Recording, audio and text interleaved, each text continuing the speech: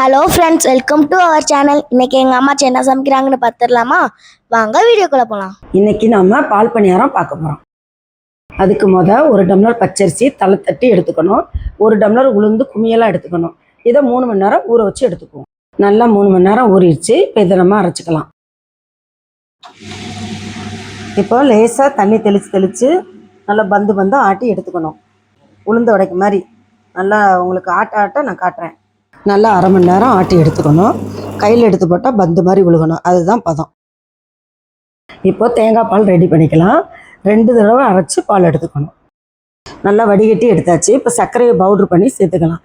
இல்லைன்னா ஜீனி அடியில் போய் கரையாமல் நிற்கும். கொஞ்சம் வாசனைக்கு ஏலக்காய் தூள் சேர்த்துக்கலாம்.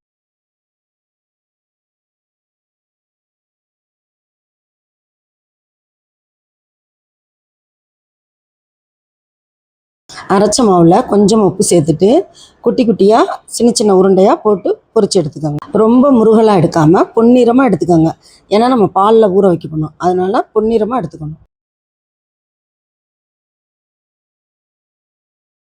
பொரிச்சு வச்சுருக்க உருண்டை எல்லாத்தையும் நம்ம ரெடி பண்ணி வச்சுருக்க பாலில் சூடாக இருக்கையிலே சேர்த்துக்கணும்.